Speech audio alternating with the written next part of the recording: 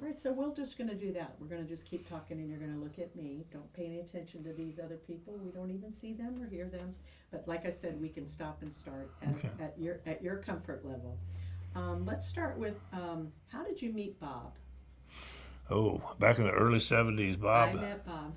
Oh, okay. um, I met Bob back in the early 70s. He started a radio shop here to take care of 911 uh, patrol cars, law enforcement, and fire rescue. And met him through that, and because I was with the sheriff's office myself, and we became real good friends. Also, he was my next door neighbor at the end of my driveway. I had 20 acres, and he was up in Glendale Lake Estate. So we grew up. My son grew up with his son, and went from there. Oh, wonderful. I didn't know that. Okay, both you, and here we are going to talk about the 100 Club. Both you and Bob have been members of the 100 Club of Indian River County organization for many years. What is the purpose, mission of this organization? Well, the mission of the 100 Club is to take care of any problems that you might have arise in first responders, from something as bad as one of them getting killed or getting hurt or he can't work or anything like that. The 100 Club steps in and takes care of the family and or the deputy or whatever they need to do, whether it be police, fire department, any first responders, and that's what it's designed to do. And it's kind of a quiet type club, but we have a lot of good people that's a member of that club, both from being both sides. I was in law enforcement for numerous years, and also I was a member when I wasn't in law enforcement, retired, and it's something that we really need, and the men and women and the citizens of Indian River County really take it very seriously, and they've helped out a lot of first responders in this community. Okay, that was excellent. What role has Bob played at the 100 Club over the years? Bob has played a lot of roles in different things, especially in the 100 Club. You really don't know what he's done, because he's not real showy about it, but he's always there to give. I don't care what it is. If they need money, he's one of the first ones there at the table to donate money that he's worked for, and take it out of his family's pocket and give it. And he's very family oriented also, by the way, and that it kind of spills over into the community because he believes in helping people. Yeah, that's true. We've been hearing that. What are some of the 100 Club projects that have benefited the community? You kind of touched on that a few minutes ago. I don't know if there's anything else you would want to. I really can't think of any. I mean, it's all stuff that you really wouldn't want to talk about. I can't think of them, That's just specifically. fine. How do you think that the work Bob does in the community through service to local organizations helps to build our community? Unbelievable. We have numerous people. Of course, I've known most of the people. I think I've known every one of them that's been a philanthropist through the college. And if it wasn't for people like that, along with Bob, we wouldn't be the community we are today. This community is very giving. And like I said, being in law enforcement, I've been through a lot of different things. We've been through some severe hurricanes, tornadoes, a lot of different disasters, natural disasters, and other disasters. And like I said, Bob's family has been there to step up and help out any way, shape, or form, as a lot of these other people have. But Bob is one of the ones that I can say really gives and gives and gives and till it hurts, and he keeps right on giving. That's good. Just because we've touched on the emergencies and natural disasters and things that you just mentioned, what's the role of Communications International? Now you're speaking probably in your role as a former law enforcement person. What is it like when there's a disaster or an emergency and the communication equipment? What role does Communications International play in making sure that those radios work? Well, Bob's built his business on taking care of first responders and making sure they have the communications they need. As you saw with 9/11, it was very instrumental in why a lot of people got killed during that time, because they didn't have the communications to where everybody was on the same frequency to know what was going on. And Bob's done a very good job working with a lot of big corporations to bring to what we have today, to where we can change over and talk to any agency that we need to in just one flip of switch. And he has built 911 centers, emergency operation centers all over the United States and third world countries and Canada also. Wonderful. Was that okay at the end? Does he need to repeat that about third world countries? It wouldn't be a bad thing to repeat it, because kind of, it was just a little. Oh, That was Stumble there. excellent, though. Yeah, that was That's excellent. exactly And what we need you to say. Yep. If you can remember what you said and say it again. okay. Bob's built, Yeah. Yeah, Bob built the Communications International on working very hard to build up communications for the first responders. As you saw in 9/11, we lost a lot of people due to the fact that they could not communicate. And Bob's been a part of that and instrumental in making sure that our first responders, and he's built companies all over the United States and Canada and third world countries to where that they have the communications they need to take care of what they need in a disaster, and they can communicate, such as fires or hurricanes or whatever. okay, does that sound okay, guys? Yeah. Okay, perfect, thank you. What characteristics of Bob's personality do you admire? Bob is very family oriented. They have a farm up north, and they all go together and work up there. And as you said, you've already met Sue.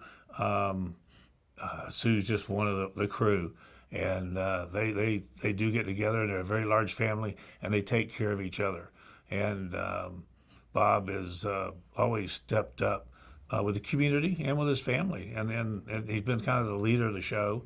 And his wife is the same way. They're both leaders, when it comes to that kind of stuff, as far as helping people in the community and also outside the community or in their family. They don't give a hand out; they give a hand up, and that's one thing I can say about Bob. He's never been stingy with anything like that.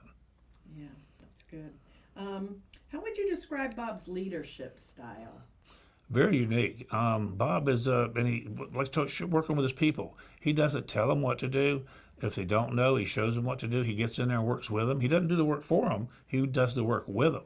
And after a while, they should pick up on it. If they don't, then he moves them on down the road and sends them someplace else. But he's got a crew down there that really enjoys working for him. He set it up to where the company is owned by the employees, and they all love it. They work there, and most of them, everyone that I know of, retires there, and or they stay working forever with him, and he really takes care of them. But he really shows them how to do it and do it the right way the first time, so they don't have to come back and do it again. And I don't care where it is in the United States or wherever he services. If he has to go himself, he'll get on a plane and go. That's great. What's the best part about working with Bob? Oh, you never know what's going to happen. And that, The best part about working with Bob is, you gotta say that. you never know what's going to happen. You gotta say the best Oh, part oh, about. I'm sorry. That's I'm sorry. okay. The best part about working with Bob is you never know what's going to happen. Bob he's always keeps you laughing. He keeps you upbeat no matter how bad things are going on, and he gets the job done, and keeps right on going from there. He's like the Energizer Bunny. Him and his wife both are. They go, go, go, and I think you can talk to just about any nonprofit in this community, and Bob and Carmen have been involved in. Excellent. What aspect of his personality do you think has helped to make Communications International so successful? I think Bob's personality that's really made it so successful is so outgoing and so warm. He's never met a stranger. I kind of feel the same way I was brought up the same way with my mom. I got it from my mom. I can't stand in an elevator and look at the wall. Bob's the same way. He's very outgoing. He's never met a stranger. You always feel comfortable around him, no matter if you just met him or you've known him for a long time. And no matter if he's mad at you or anything else, you know where you stand with him, and he gets through it, and he tells you what you did wrong, and you go from there. And Bob's always out to help people. Perfect. Two more questions. This one, we get a lot of answers to this one. Do you think Bob will ever retire? No, I don't. I don't think Bob will ever retire because he'll be sitting too idle. And if he does retire, his wife will load him up and they're going to go travel because they travel a lot. And she goes and he goes with her, and they go all over the world. And they usually take their siblings with them. To Ireland, they've been 2 or 3 times, and they've taken all the siblings with them. And that's Bob. He wants everybody to have fun. That's really good. The criteria for the Entrepreneur of the Year award is the business founder or leader who gives back to the community. Why do you think that Bob deserves the Entrepreneur of the Year award? I feel that Bob deserves it because of just everything that he has done in his life in this community that I've known him, and that's since the early 70s. He's always give, and he's created a fantastic company, and he's helped build a fantastic community along with all the other philanthropists that we have in this community that without them, we would not be what we are today. You know, one other thing just occurred to me, Jeff, because of your role as a former law enforcement. What is it like when you're on patrol and you get on your radio and you need help? Now, because you're probably going to be the only law enforcement person that we speak to. Can you kind of talk us through what that's like and how important that radio is to you? Well, the radio is our oxygen. That's our lifeblood. And if we don't have that radio to get back up to come to us, we're on our own. We're by ourselves. Even then, we're on our own until we get help there. So it's very important. It works right, and works quality. And as you know, with cell phones, how many times have you been on a cell phone and it breaks up? When we have those problems, Bob has worked in our area in this county with the county people to go ahead and get extra towers put up so that we have good coverage wherever we may be. Because when we need help as soon as we can get it there, and we depend on that radio and those dispatchers to get us help. I think that's probably one of the best questions I ever came up with. What do you guys think? I just hope I answered it I'm good enough for very you. humble. Have you noticed that? Yeah. That was exactly what we needed. Exactly what we needed. Anything, Jimmy? That was Chris? great. No, I think it's good. We're going to give you an A++. Oh, really? Yeah, I'm going to double your treble pay or triple pay, guys. Okay. What do you think? Triple pay? I tell you, I was tickled to death when they called and told me that Bob was going to get it because I had nominated him Yeah. several years Yeah. ago, and he finally got it. And all the people, Bud Adams, Tom Core, Ron Edwards, and Bobby Sexton and Mary Grace Sexton, they all deserve it. And Bob is just one of those that fits right in there with them, and he's a leader. He's not a follower, and he's always taking care of the community. He got hurt. He walks with a limp because of his hip. He had a bunch of people over from friends and stuff that he's always entertaining people, and he fell out. He let the kids drive the golf cart. He fell off the golf cart and broke his hip, and so he's got a pin in his hip and everything else. So, but he's just always out to make sure that people have fun, and like this Bahama deals, he's helping out a lot in the Bahamas right now. Yeah, I forgot about asking you about that. Mm-hmm. He's always there, and I've seen him be gone for a long time to help get things going as far as 911 centers and things like that. That the radios went down, like the Keys got wiped out 2 or 3 years ago, and several years ago now, and they went down there and got around by law enforcement to make sure that the tower, because those are towers all the way down the Keys, because that's so far, so long, and they had to have radio communications because they were on their own. Do you think of any other instances like that? Well, you think of all of them. You got any of our natural disasters, and then every one of them. I can remember one disaster we had where Nextel came in. Excuse me, I can't say the name. No. A radio company came in on cell phones and said, "Okay, guys, shut your radios off and turn them back on again." And now you're number one. Nobody, you can talk over anybody. They never worked the rest of the night because they forgot to fill all their diesel, or their generators with diesel. They ran out of diesel. But Bob makes sure that we always have radios and they work. Wow, that's so important.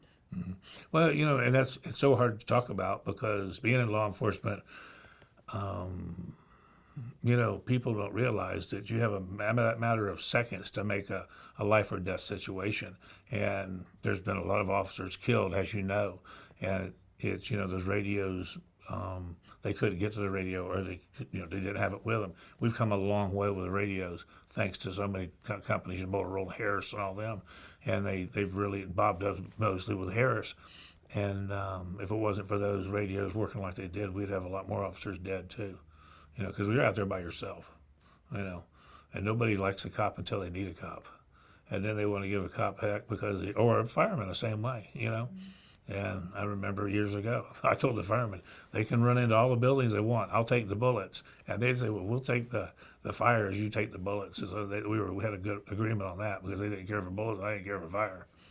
But, I can think of a lot of situations where I've had good officers killed in the line of duty and good friends of mine, and go from there. So, the radios are everything. It really is your lifeline. Yes, it is. Yeah, I think I told you before that my daughter-in-law was a police officer in No, Plant you City. didn't. Yeah, She's like- about my size, Oh, yeah? cute little thing. and just her being out there without that Scary. radio, and she was on patrol at nights by herself in Plant City. She's a detective now. So. You still never know. Yeah, That's for sure. I know. Well, I hope I did all right for you. You did a you know. fantastic Thank you job, so much. Jeff. And I know